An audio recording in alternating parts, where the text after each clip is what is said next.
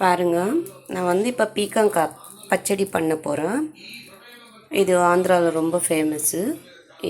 இந்த பீக்கங்காய் வந்து தோல் சீவி வச்சுருக்கிறேன். கொஞ்சம் பீக்கங்காவை போட்டிருக்கிறேன். அதுக்கு தேவை இருக்கிறது கொத்தமல்லி, ரெட்டு சில்லி, க்ரீன் சில்லி கூட நம்ம போட்டுக்கலாம். இப்போ நம்ம அதுக்கு தேவை இருக்கிற ஐட்டம்ஸு கடலைப்பருப்பு ஃப்ரை பண்ணிக்க போகிறேன். நான் கொஞ்சோண்டு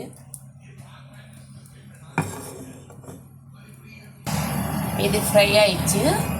இந்த ஸ்டேஜில் நான் எடுத்துடுறேன். இது உளுந்து ஃப்ரை பண்ணிக்கணும் கோல்டன் கலரில்.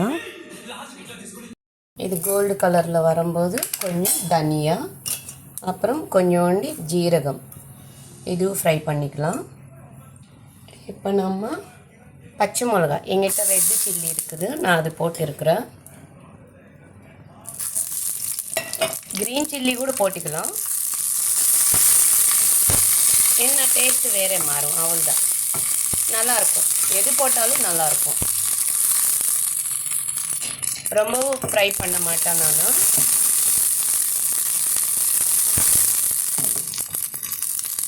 இப்போ நான் இதுவும் ஃப்ரை பண்ணிக்கிறேன்.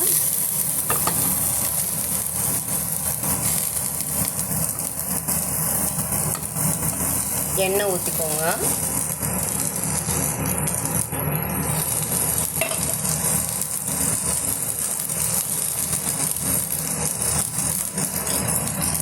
இது ஃப்ரை ஆகிட்டு இருக்கும்போது நான் ஒரே ஒரு தக்காளி, இது ஆப்ஷனல் தாங்க, நான் ஏமான்னா இது போட மாட்டாங்க, நான் ஒரு ஆப்ஷனலாக தான் நான் போட்டுக்கிறேன்.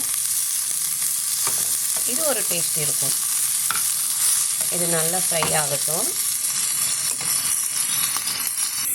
இப்போ இது ஃப்ரை பண்ண இதில் வந்து கொஞ்சோண்டி புளி, எங்கள் வீட்டில் வெள்ளை புளி தான் நான் யூஸ் பண்ணுவேன்னு சொல்லியிருக்கிறேன்ல, ஆனால் இது ரொம்ப ஸ்ட்ராங்காக இருக்குதுங்க இந்த புளி. இப்போ இதுக்கு ஏற்ற உப்பு போட்டுக்கலாம்.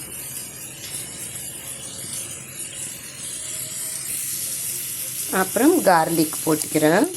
சில பேர் கார்லிக் சாப்பிட மாட்டாங்க, அந்த டைமில் நீங்கள் ஸ்கிப் பண்ணிடலாம். ஆனால் கார்லிக்கும் ஜீரகம் போட்டால் தான் இதோட டேஸ்ட்டே நல்லாயிருக்கும். ஓகே, பாருங்கள், இது மிக்ஸி போட்டுடலாம். அதுக்குள்ளே பீக்கங்காய் வந்து ஃப்ரை ஆகிட்டு இருக்கும். நம்ம வந்து இது நான் வந்து மிக்ஸி போட்டுக்கிறேன். இது மிக்ஸி போட்டாச்சு. அது வதங்கிறதுக்கப்புறம் அதுவும் ஆட் பண்ணிக்கலாம். இப்போ இது ஃப்ரை ஆயிடுச்சு பாருங்கள் நல்லா. இன்னொரு டிப்ஸுங்க, நான் இப்போ இதே பாண்டியில் தான் தாளிக்க போகிறேன். அப்போ நான் என்ன பண்ணுவேன் தெரியுங்களா? பாருங்கள், நான் இது இப்போ எடுத்து மிக்ஸி ஜாரில் போட்டுட்டு உங்களுக்கு காட்டுறேன். கடைசியில் நம்ம பாண்டியில் அந்த தக்காளி ஏதாச்சும் ஒட்டினாலும் இதே பாண்டியில் தாளிக்கணும்னு நினச்சா ஒன்று வச்சுக்கோங்களேன். நம்ம வந்து என்ன பண்ணலாமன்னா, இந்த மாதிரி கொத்தமல்லி போட்டோம்னா நல்லா ஒட்டை தொடச்சிடும். அதே டைம் வந்து நமக்கு அந்த கொத்தமல்லி பச்சை வாடை கூட போயிடும். இப்போ பார்த்தீங்களா, ஃபுல்லாக எல்லாமே எடுத்துச்சு. இப்போ நான் இது மிக்சியில் போட்டுக்கிறேன். நெக்ஸ்ட்டு இதே பாண்டியில் நான் தாளிக்க போகிறேன். இது இப்போ மிக்ஸி போட்டுக்கலாம். எண்ணெய் ஊற்றிருக்கிறேன் நான். இப்போ இதுக்கு கடுகு,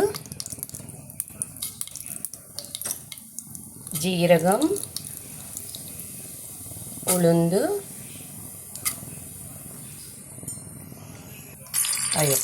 இந்த ப்ரௌனு வரும்போது நான் ஆனியன் போட்டிருக்கிறேன், கரைப்புளி அண்டு காஞ்ச மிளகா. ஓகே, நெக்ஸ்ட்டு வந்து